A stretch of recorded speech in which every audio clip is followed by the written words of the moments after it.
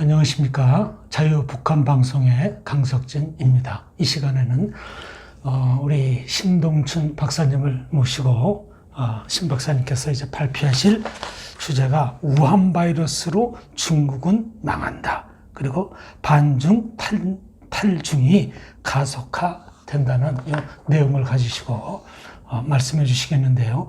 이 우한 바이러스가 단순히 그래서 이게 전염병의 문제가 아니라 이게 이제 국제 정세에 미치는 영향이 지금 어마어마합니다. 그리고 그뿐만이 아니라 경제적으로도 전 세계에 어마어마한 타격을 주고 있고요. 그로 인해 갖고 많은 또 실업자가 발생이 되고 많은 기업들이 무너지고 그래서 경제에 미친 영향도 상당히 큽니다. 하여튼 그에 못지않게 가장 중요한 것이 이제 이 우한 바이러스로 인해 갖고 세계의 확진자가 한 200만 명 정도가 되고 미국에서만 한 4만 명 이상이 한 2달 사이에 사망을 했습니다. 그래서 여기에 얽힌 여러 가지 그런 복합적인 요인들 그리고 현재 진행되고 있는 여러 가지 그런 국제 정세적인 그런 문제까지 우리 신 박사님께서 소상하게 말씀해 주시겠습니다.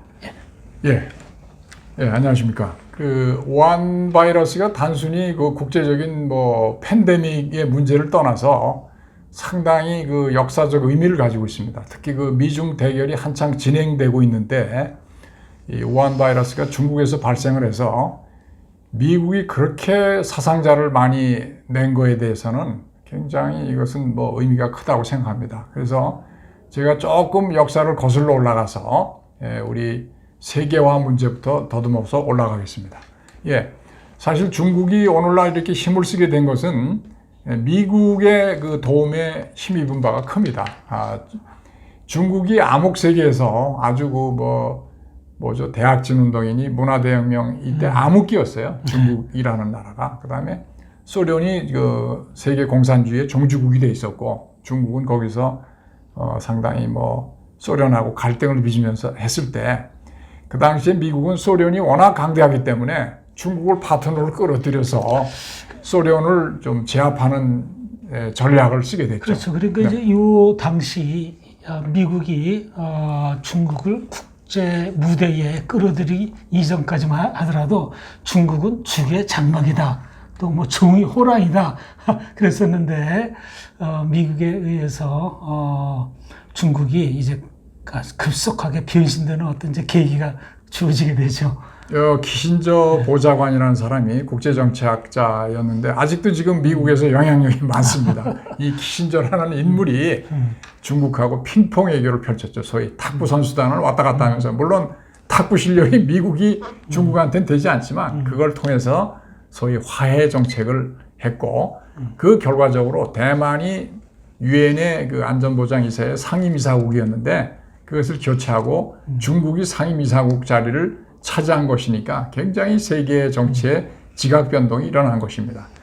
그래서 그 이후에 이제 중국이 국제 무대에 당당히 이제 중국을 대표해서 섰는데 그것보다는 오히려 중국이 2006년에 서방 세계, 미국을 비롯한 유럽 국가들이 중국을 WTO 체제의 편입을 허용한 것이 가장 큰 그 경제적이고 역사적인 사건이라고 볼 수 있습니다.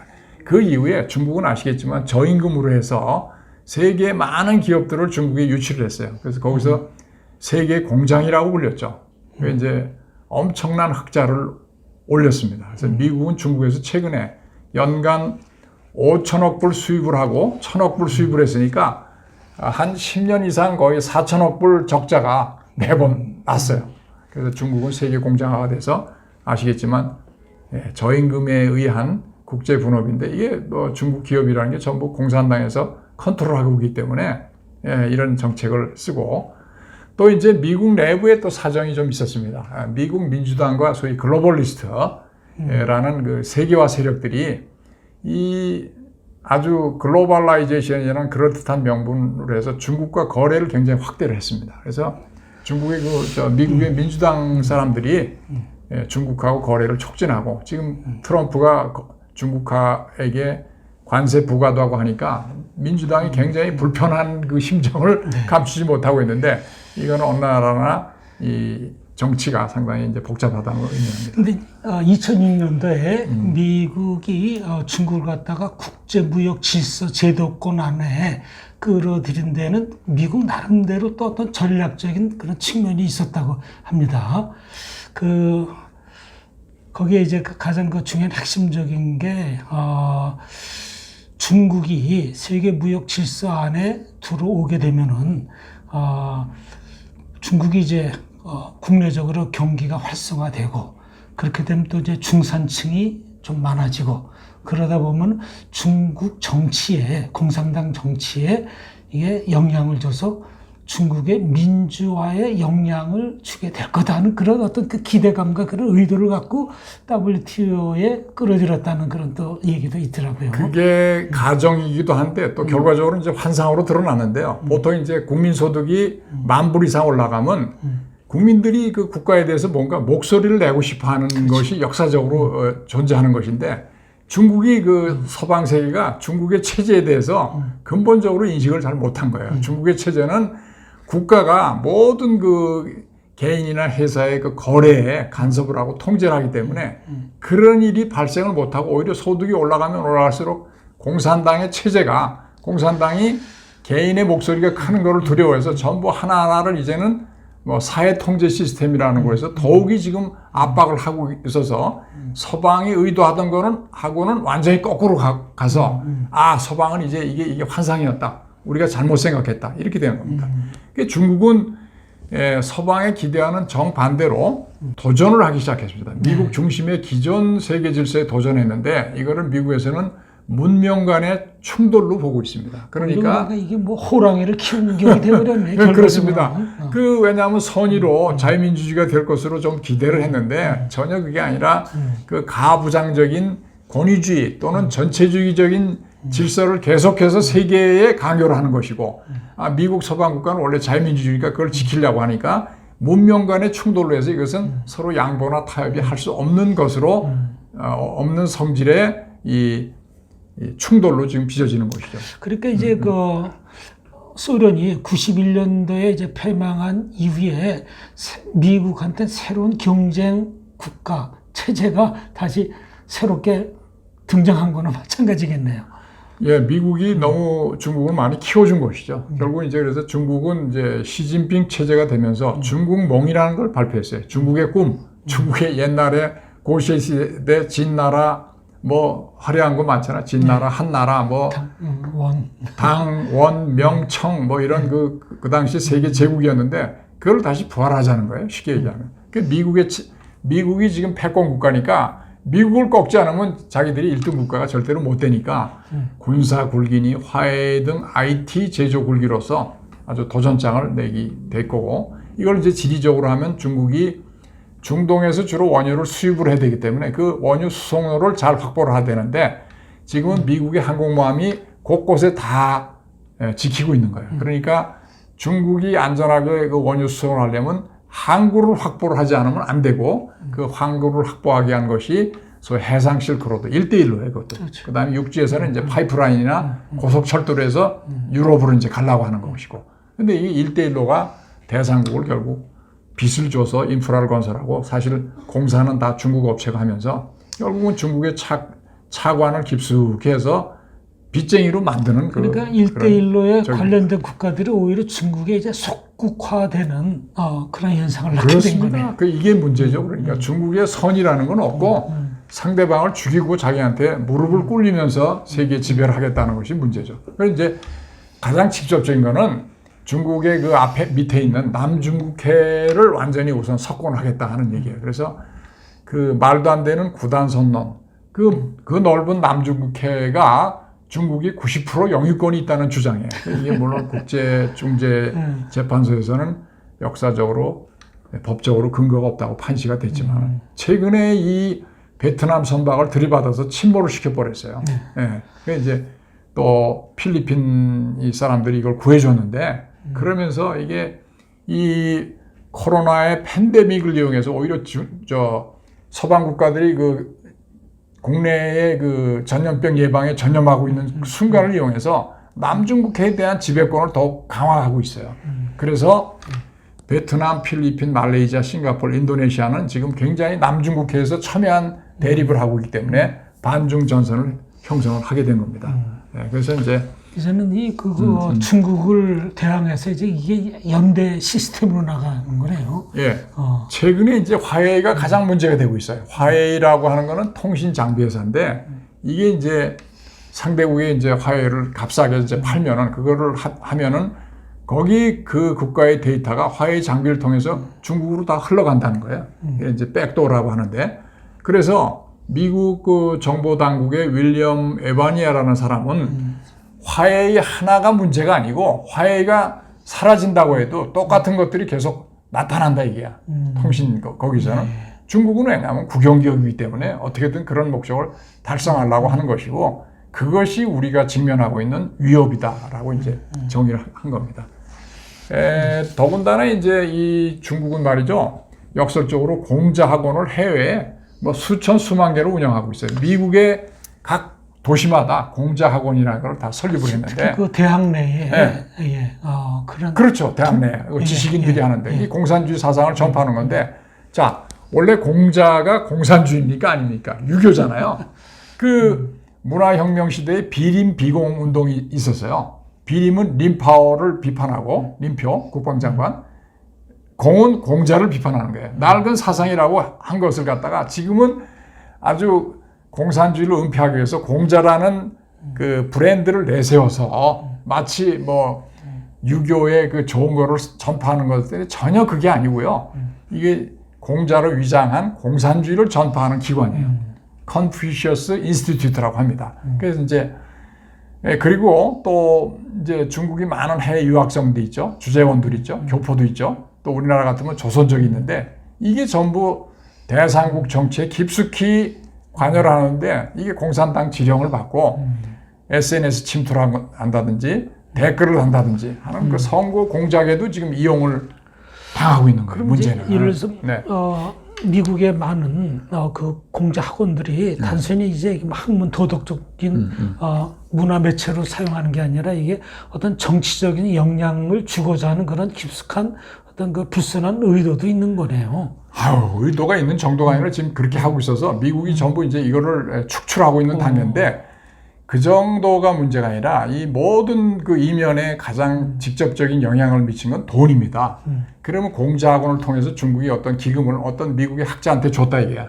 그러면 돈을 받은 학자는 영향을 받죠. 그리고 친중 인사가 되는 공산주의를 정면으로 비판하기 어려운 거예요. 그러면서 전차적으로 이 오염의 이 영역이 커져가는 것이죠. 그게 문제고. 그래서 결국은 이제 중국이 14억 인구나 되잖아요.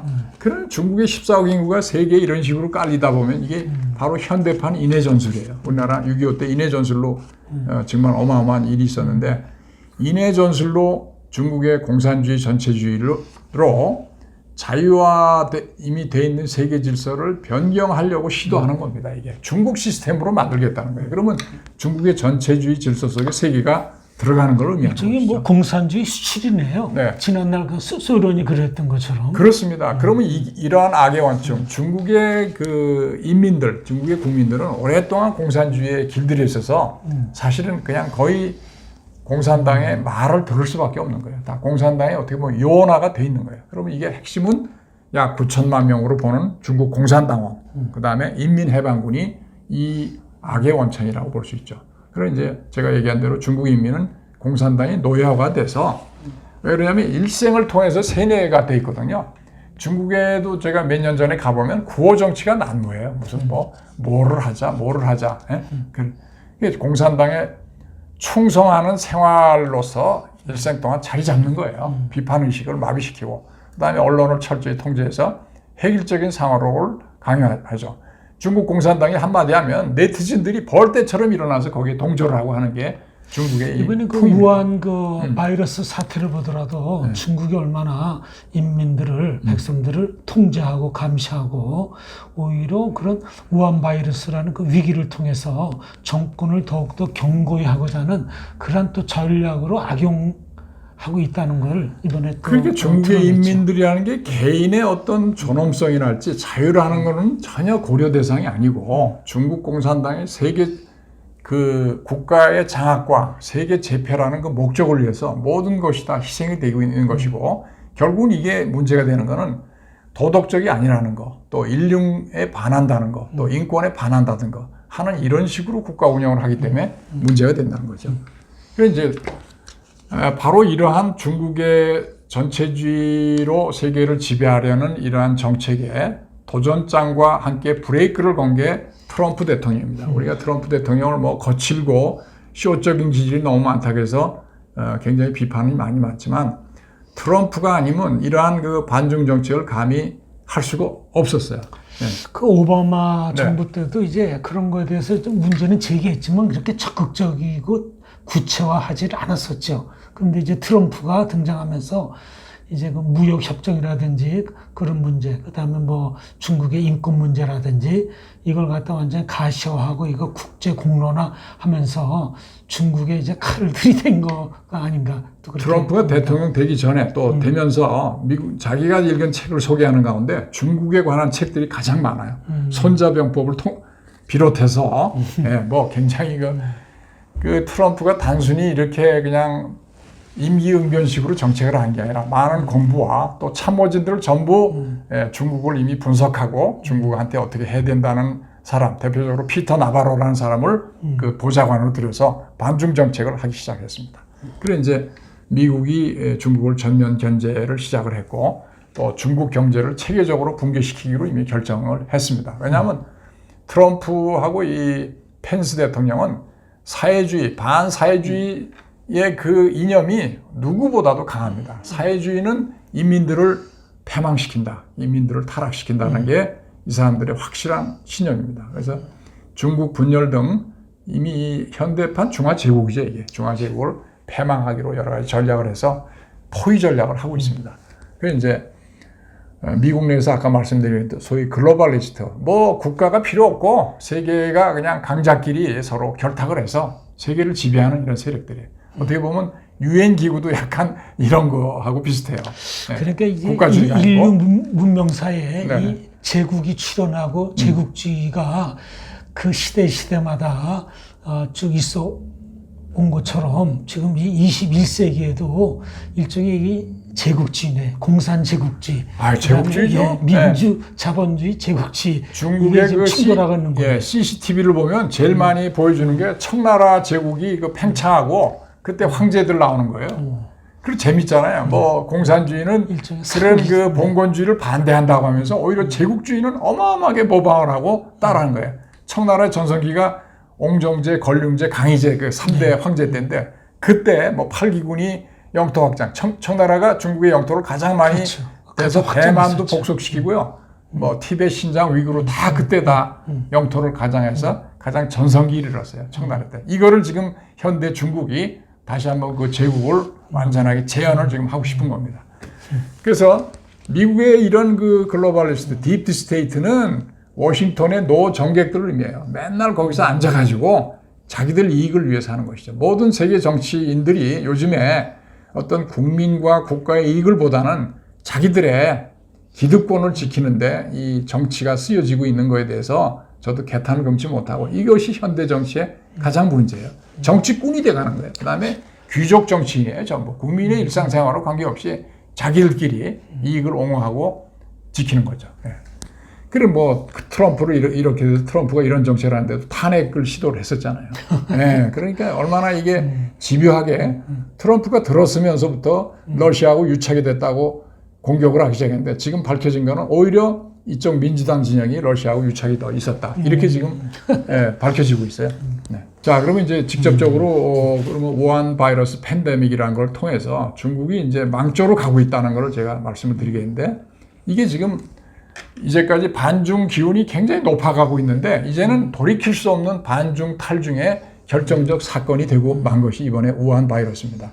예. 모두의 우리 강석진 목사님께서 말씀하신 대로 미국이 확진자가 100만 명이 넘었고, 그 다음에 이 사망자가 5만 명이 넘었어요. 이거는 평소에 전쟁을 해도 이렇게 죽질 않습니다. 이거는 어마어마한 사건이에요. 그리고 기간도 지금 2달 정도밖에 안 됐는데, 이거는 지금 어떻게 보면 중국이 상황 무기로 해서 전 세계에 대한 테러라고 볼 수가 있습니다. 그렇죠. 그래서 트럼프가 이 우한 바이러스의 그 발생과 그 모든 과정 이걸 갖다가 조사하라고 그렇게 지시를 했다고 하더라고요. 이미 미국 정보 당국에서 아주 자세히 조사를 하고 있어요. 그 이제 중국의 문제는 뭐냐? 그러니까 의도적인 우한 바이러스를 갖다가 감염시킨 거다 이제 그렇게 보고 있는 자, 거죠. 우연인지 필연인지 모르겠는데 우한에 생물학 연구소가 있었어요.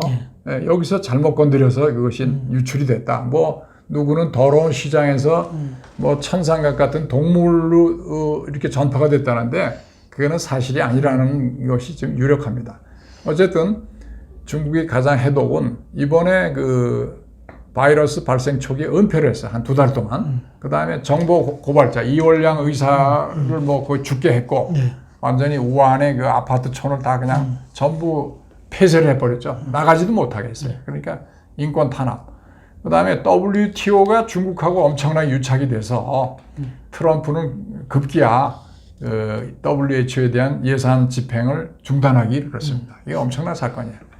자, 그래서 이제 한마디로 얘기하면 전체주의에 의한 코로나 진압 및 인권 유린이 됐고 결국 전 세계 200국가가 넘는 지금 이 우한 바이러스가 지금 퍼져나간 거예요. 그렇죠. 남미, 아프리카 이래까지 뭐 5대 6대주가 지금 다 이 우한 바이러스로 인해서 지금 피해를 보고 있죠. 중국이 사망자가 저쪽 한 20위권도 안 되거든요. 이게 어이가 없는 거예요. 중국에서 발생을 했는데 그래 뭐 서방 국가에서 의심을 막 보니까 4월 중순에 돌연 중국 당국에서 사망자를 50% 늘려서 발표를 했어요.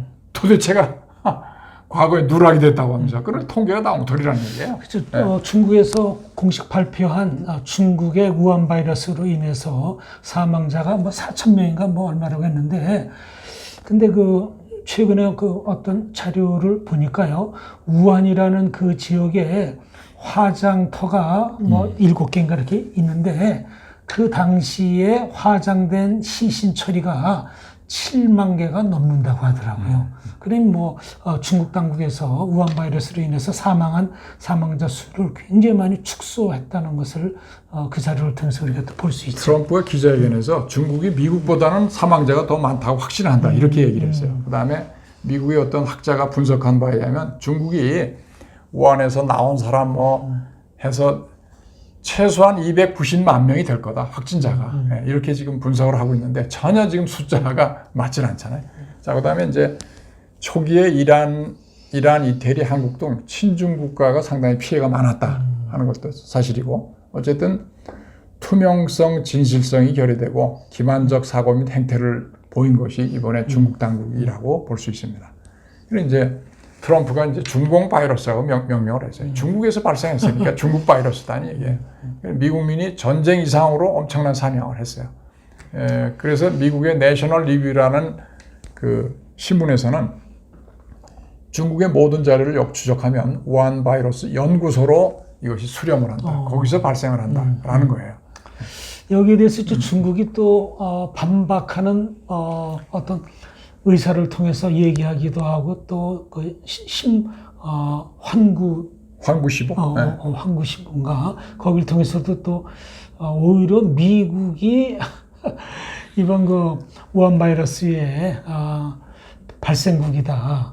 그게 이제 중국의 애기어부 대변인이라는 친구가 트위터를 통해 가지고 그 작년에 언제 하반기에 우한에서 세계 군인 체육대회가 있는데 이때 미국 군인들이 들어와서 옮겼다 이렇게 주장을 하고 있어요. 그럼 미국에서 먼저 발생이 됐어야 되는 건데. 그래 이제 트럼프는 결과적으로 중국에 고의가 있다든지 또는 실수를 할지라도 이건 그 결과에 대한 대가를 칠 것이라고 아주 이미 공언을 했습니다. 그래서 뭐 경제적으로도 뭐 보상을 청구하겠다. 네, 이제 다 이제 얘기를 하겠습니다. 그럼 이제 앞으로 그럼 파장이 어떻게 될 거냐? 직접적인 그 우한 바이러스라고 관한 거. 이제 중국이 미국의 발생 책임을 전가했어요. 그 다음에 이제 오히려 중국이 전 세계 의료진 파견을 제의를 했고 의료 장비를 공여를 하고 또 수출됐어요. 그런데 결과적으로 유럽에서 중국에서 수출한 의료 장비, 마스크 같은 걸 보니까 짝퉁 물건이 너무나 많이 있었어요. 불량 제품들이. 불량 제품이에요. 그 이제 또 중국이 얼마나 위선적이냐면 우한 바이러스 퇴치에 자기들은 모범 국가다. 아주 모범을 보였다.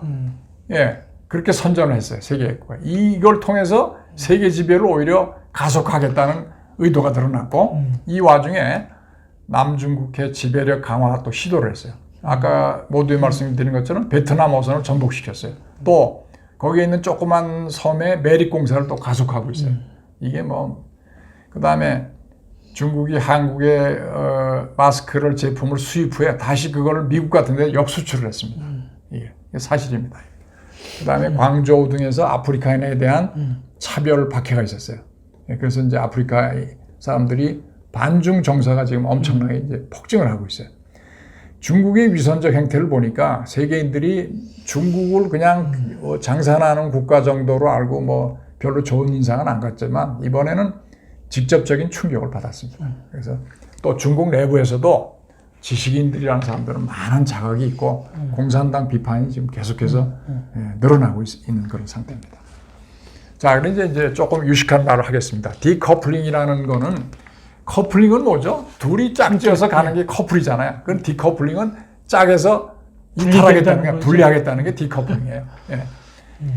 자, 레리 커들로 미 백악관의 국제경제위원회 위원장은 중국 철수 미국 기업에는 이전 비용을 100% 지원한다고 했어요.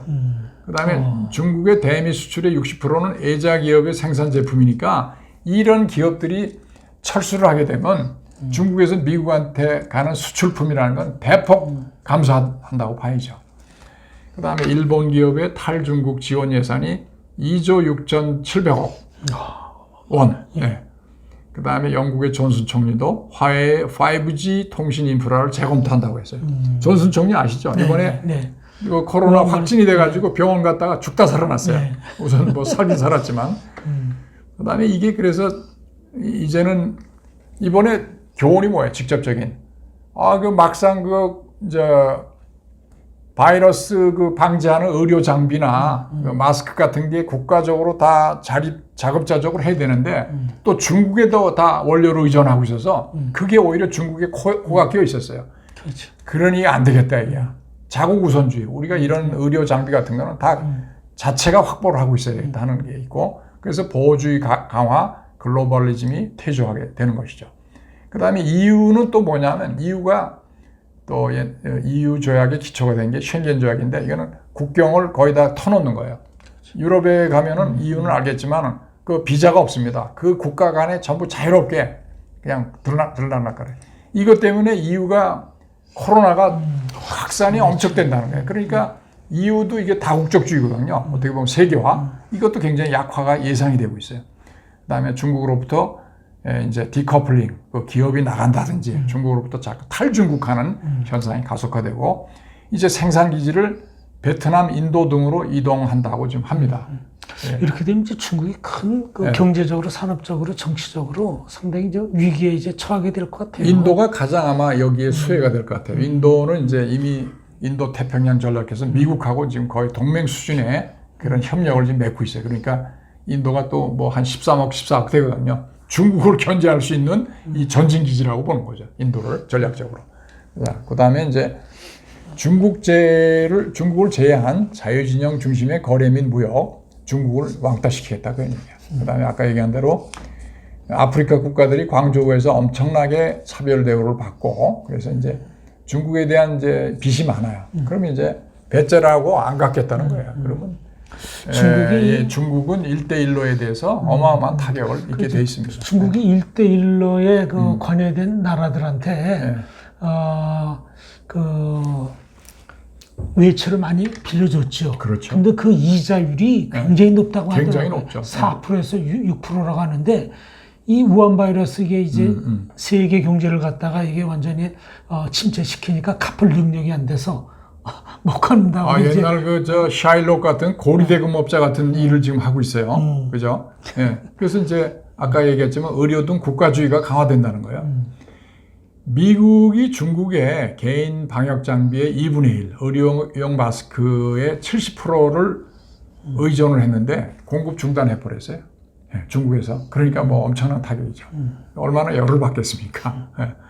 그래서 이제 이런 의료 비상사태 시에 외부에 의존하던 것을 이제는 앞으로 자국 단독으로 해결할 필요가 있다는 것이죠. 그 이제 또 전자상거래니 온라인 교육 등 이게 앞으로는 사람이 많이 모이는 것보다는 전부 디지털 생활 방식의 가속화가 되고 사회적 거리두기 우리나라에서 되지 않습니까? 결국은 중국하고 관계에서는 중국과 거리두기예요. 중국과 거리두기. 그러니까 이게 디커플링이 되는 거죠. 하여간 중국의 의존을 이제 탈피하겠다는 게 가속화될 겁니다. 그치, 이제 중국의 그렇게 경제적으로 속국화되는 거를 거기 이제 위기 의식을 느끼게 된 거겠지 이번에. 아니 그러니까 거꾸로 보세요. 중국 제품을 많이 사가지고 중국에 배를 불려줬더니 중국이 그 돈을 가지고 거꾸로 그런 대상 국가를 그냥 포위시켜가지고 먹겠다는 거거든요. 이런 그 진짜 그렇지. 경제적으로 완전히 속국화하고 그렇게 되면 이제 정치 외교적으로도 이제 완전히 중국의 속국처럼 될 수밖에 없는 구조죠. 그게. 물에 빠진 놈 살려줬더니 뭐 다 돈 내놓으라는 격이 아니겠습니까? 그거와 비슷한 거예요. 그래 이제 중국의 패망으로 가는데 물론 중국이 그 동안에 공산당은 벌어놓은 돈이 있으니까 꽤 가긴 가겠지만 상당히 급격한 지금 하강 국면을 맞을 것이다라고 보는 것이고. 자, 이제 중국의 전체주의가 지금도 서방의 어떤 얼빠진 사람들은 제가 얼빠진 사람에서 미안한데 중국이 굉장히 효율적으로 보여요. 일단 국가가 뭐 엄청나게 그 바이러스도 효과적으로 대처하는 것처럼 보이거든요. 그 소련도 그랬어요. 옛날에 소련도 미국과의 초창기 대결에서는 뭐 우주선도 먼저 개발하고 뭐 무기도 어마어마하게 첨단 무기를 많이 개발을 했는데 이건 뭐냐면 자유진영과 대결해서 국가가 자원을 독점 사용하고 있는 거예요. 국민들한테 돈이 안 가고 국가 간 대결에 필요한 비용을 사용하니까 이기는 것처럼 보이잖아요. 그런데 미국은 국가가 그렇게 금방은 못하죠. 왜냐하면 민간한테 다 돈이 있으니까. 그렇지만 점차적으로 위력을 발휘하는 거는 계속해서 민간에서 돈을 벌어서 국가에 세금을 내니까 그 돈 가지고 경쟁을 하는 거죠. 간단한 얘기입니다. 미국과 그 대립을 하면서 소련파의 그 위성 국가들을 계속 그 유지하기 위해 갖고 경제적인 지원을 많이 해줬다고 하더라고요. 그럼요. 근데 이제 그게 결국은 소련의 경제를 갖다가 멍들게 하는 요인 중에 하나로 작용이 됐다고 하더라고요.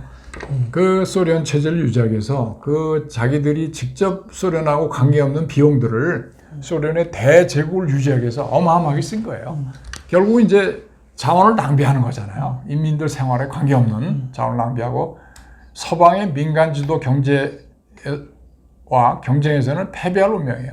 자, 미국은 어떻죠? 군수산업도 민간이에요. 그렇죠. 국가가 안 하고 민간이 정부하고 계약해서 민간은 돈을 벌고 풍부해지고 대신 또 세금을 내고 이런 식의 장기적인 발전이거든요. 그 다음에 테크놀로지가 뭐 민간이 해야 더 창의적이고 더 발전하잖아요. 정부는 균형자, 조정자 역할을 하는 거죠. 획일화시키고 그러니까 생동감이 없죠. 자, 이제 결론적으로 말씀드리면요. 이번에 중국은 코로나 사태로 해서 국제사회로부터 아주 신뢰를 단단히 상실을 했습니다. 이것은 회복하기 어려운 신뢰고요.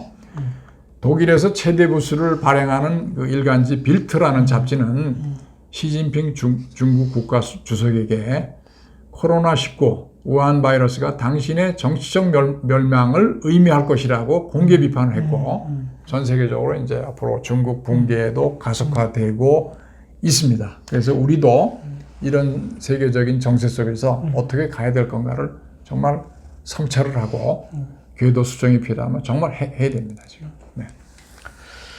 예, 오늘 우리 신동철 박사님을 통해서 우한 바이러스가 결국 세계적인 모든 경제, 외교, 뭐 군사 모든 총망라된 문제로 이게 지금 복합적으로 작용하고 있고 중국의 그러한 어떤 불순한 의도가 이 가운데 또 있다 하는 것을 보면서 우리가 또 타산지석으로 교훈을 삼아야 될 것 같습니다. 예. 네, 감사합니다.